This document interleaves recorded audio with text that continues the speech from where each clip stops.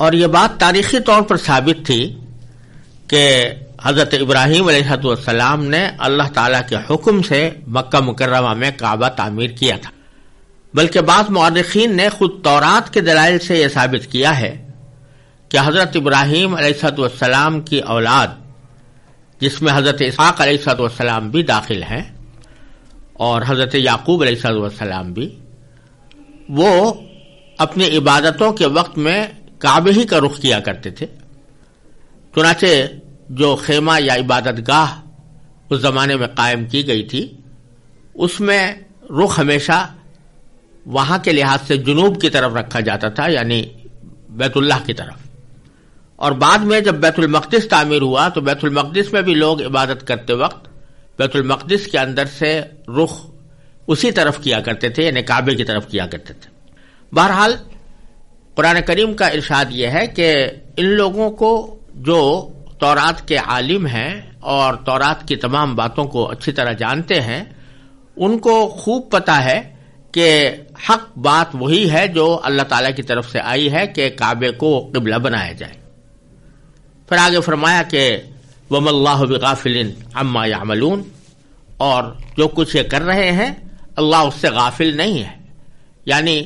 اللہ تبارک و تعالیٰ کو معلوم ہے کہ یہ جانتے بوجھتے حق بات سے اس لیے انحراف کر رہے ہیں کہ ان کو نبی کریم صلی اللہ علیہ وسلم سے اور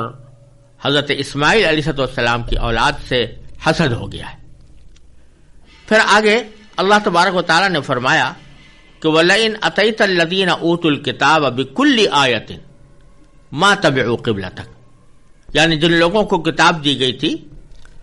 یہی یہودی اور نصارہ، اگر تم ان کے پاس ہر قسم کی نشانیاں لے آؤ تب بھی یہ تمہارے قبلے کی پیروی نہیں کریں گے۔ وَمَا أَنْتَ بِتَابِعٍ قِبْلَتَهُمْ، اور نہ تم ان کے قبلے پر عمل کرنے والے ہو۔ وَمَا بَعْضُهُمْ بِتَابِعٍ قِبْلَةَ بَعْضٍ، اور نہ یہ ایک دوسرے کے قبلے پر عمل کرنے والے ہیں، یعنی یہودی عیسائیوں کے قبلے پر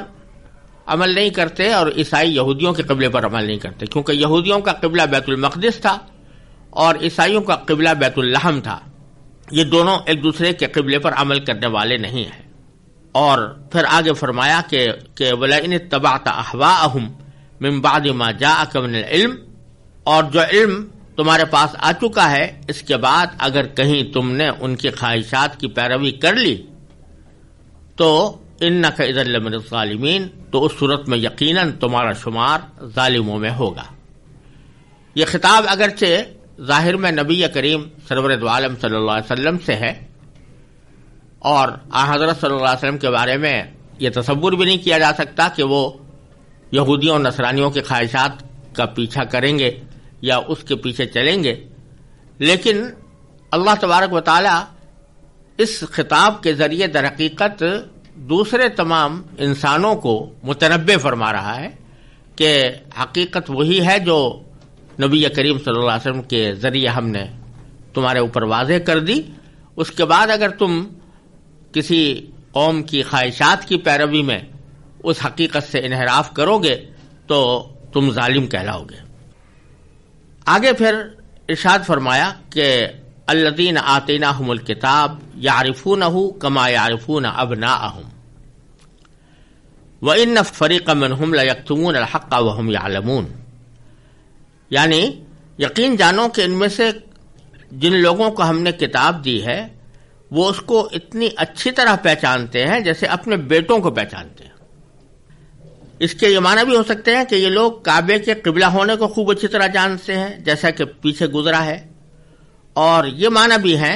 کہ یہ حضرت صلی اللہ علیہ وسلم کو اچھی طرح پہچانتے ہیں کہ یہ وہی رسول ہیں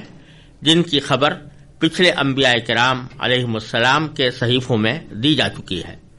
لیکن ضد کی بنا پر ان حقائق کو تسلیم نہیں کر رہے۔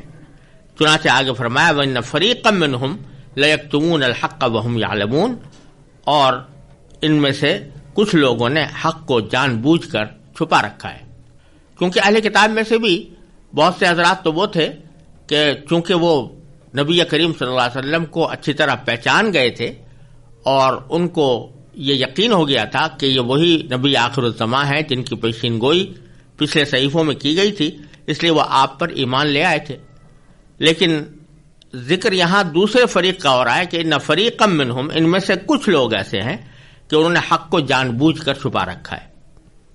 پھر فرمایا کہ الحق من ربک، اور حق وہی ہے جو تمہارے پروردگار کی طرف سے آیا ہے. فلا تکونن من الممترین، لہذا شک کرنے والوں میں ہرگز شامل نہ ہونا. آگے ارشاد فرمایا کہ وَلِكُلٍّ وِجْهَةٌ هُوَ مُوَلِّيهَا فَاسْتَبِقُوا الْخَيْرَاتِ، اور ہر گروہ کی ایک سمت ہے جس کی طرف وہ رخ کرتا ہے، لہذا تم نیک کاموں میں ایک دوسرے سے آگے بڑھنے کی کوشش کرو. یہ در حقیقت یہ جملہ اس لیے فرمایا گیا کہ جو لوگ قبیلے کی تبدیلی پر اعتراض کر رہے تھے ان پر حجت تو تمام ہو چکی. اب مسلمانوں کو یہ ہدایت دی جا رہی ہے کہ ہر مذہب کے لوگوں نے اپنے اپنے قبلے الگ بنا رکھے ہیں، اور تمہارے لیے یہ ممکن نہیں ہے کہ اس دنیا میں ان کو کسی ایک قبلے پر جمع کر سکو. لہذا اب ان لوگوں سے قبلے کی بحث میں پڑنے کے بجائے تمہیں اپنے کام میں لگ جانا چاہیے، اور وہ یہ ہے کہ اپنے نامہ اعمال میں زیادہ سے زیادہ نیکیوں کا اضافہ کرو. چنانچہ فرمایا فاستبقوا الخیرات، ہر گروہ کی ایک سمت ہے جس کی طرف وہ رخ کرتا ہے، لہذا تم نیک کاموں میں ایک دوسرے سے آگے بڑھنے کی کوشش کرو. فاستبقوا الخیرات، ایک دوسرے سے آگے بڑھنے کی کوشش کرو نیک کاموں میں. اینما تکونوا یاتی بکم اللہ جمیعا، تم جہاں بھی ہوگے اللہ تم سب کو اپنے پاس لے آئے گا. ان اللہ علی کل شیء قدیر، یقیناً اللہ ہر چیز پر قادر ہے. یعنی تم اپنے کام میں لگ جاؤ اور نیک کاموں کے اندر ایک دوسرے سے آگے بڑھنے کی کوشش کرو. آخری انجام یہ ہوگا کہ تمام مذہب والوں کو اللہ تعالیٰ اپنے پاس بلائے گا، اور اس وقت ان سب کی ترکی تمام ہو جائے گی. وہاں سب کا قبلہ ایک ہی ہو جائے گا، کیونکہ سب اللہ کے سامنے کھڑے ہوں گے. اب آگے پھر اللہ تبارک و تعالیٰ نے اسی حکم کو، کعبے کی طرف رخ کرنے کے حکم کو زیادہ صریح لفظوں میں بیان فرمایا کہ من حیث خرجت فولی وجہک شطر المسجد الحرام، اور تم جہاں سے بھی نکلو، یعنی سفر کے لیے نکلو، تو اپنا منہ مسجد حرام کی طرف کرو، یعنی نماز کے وقت مسجد حرام کا رخ کرو. وَإِنَّهُ لَلْحَقُّ مِن رَبِّكَ، اور یقیناً یہی بات حق ہے جو تمہارے پروردگار کی طرف سے آئی ہے. اور پھر دوبارہ دہرایا اس بات کو کہ وَمَا اللَّهُ بِغَافِلٍ عَمَّا تَعْمَلُونَ، جو کچھ بھی تم کرتے ہو اللہ تعالیٰ اس سے بے خبر نہیں ہے. اور پھر تیسری بار کعبے کی طرف رخ کرنے کے حکم کو پھر دہرایا کہ وَمِنْ حَيْثُ خَرَجْتَ فَوَلِّ وَجْهَكَ شَطْرَ الْمَسْجِدِ الْحَرَامِ، اور تم جہاں کہیں ہو اپنے چہرے اسی کی طرف رکھو، اور جہاں سے بھی تم نکلو اپنا منہ مسجد حرام کی طرف کرو. وَحَيْثُ مَا كُنْتُمْ فَوَلُّوا وُجُوهَكُمْ شَطْرَهُ، اور تم جہاں کہیں ہو اپنے چہرے اسی کی طرف رکھو. لِأَلَّا يَكُونَ لِلنَّاسِ عَلَيْكُمْ حُجَّةٌ، تاکہ لوگوں کو تمہارے خلاف حجت بازی کا موقع نہ ملے. یہاں یہ بات ذہن میں رکھنے کی ہے کہ اللہ تبارک و تعالیٰ نے مسجد حرام کی طرف رخ کرنے کا حکم ان آیتوں میں 3 مرتبہ دہرایا ہے. اس سے ایک تو حکم کی اہمیت اور تاکید جتلانی مقصود ہے، دوسرے یہ بھی بتانا ہے کہ قبلے کا رخ کرنا صرف اس حالت میں نہیں ہے جب کوئی شخص بیت اللہ کے سامنے موجود ہو، بلکہ جب مکہ مکرمہ سے نکلا ہوا ہو تب بھی یہی حکم ہے، اور کہیں دور چلا جائے تب بھی یہ فریضہ ختم نہیں ہوتا. البتہ یہاں اللہ تعالیٰ نے شطر کا لفظ استعمال کیا، یعنی سمت، اس کا لفظ استعمال کر کے اس طرح اشارہ فرما دیا کہ کعبے کا رخ کرنے کے لیے یہ ضروری نہیں ہے کہ انسان کعبے کی 100% سیدھ میں ہو، بلکہ اگر سمت وہی ہے تو کعبے کی طرف رخ کرنے کا حکم پورا ہو جائے گا. اور انسان اس معاملے میں اتنا ہی مکلف ہے کہ وہ اپنے بہترین ذرائع استعمال کر کے صحیح سمت متعین کر لے. ایسا کر لینے کے بعد اس کی نماز ہو جائے. پھر آگے جو یہ فرمایا کہ لِأَلَّا يَكُونَ لِلنَّاسِ عَلَيْكُمْ حُجَّةٌ، یعنی تاکہ تم لوگوں کو تمہارے خلاف حجت بازی کا موقع نہ ملے. اس کا مطلب یہ ہے کہ جب تک بیت المقدس قبلہ تھا یہودی یہ حجت کرتے تھے کہ دیکھو ہمارا دین برحق ہے، اسی لیے یہ لوگ ہمارے قبلے کو اختیار کرنے پر مجبور ہوئے ہیں، اور مشرکین مکہ یہ بحث کرتے تھے کہ مسلمان اپنے آپ کو حضرت ابراہیم علیہ السلام کا متبع کہتے ہیں، مگر انہوں نے ابراہیمی قبلے کو چھوڑ کر ان سے سنگین انحراف کر لیا ہے۔ اب جب کہ قبلے کی تبدیلی میں جو مصلحت تھی وہ حاصل ہو گئی، اور اس کے بعد مسلمان ہمیشہ کے لیے کعبے کو قبلہ قرار دے کر اس پر عمل پیرا ہوں گے تو ان دونوں کی حجتیں ختم ہو جائیں گی۔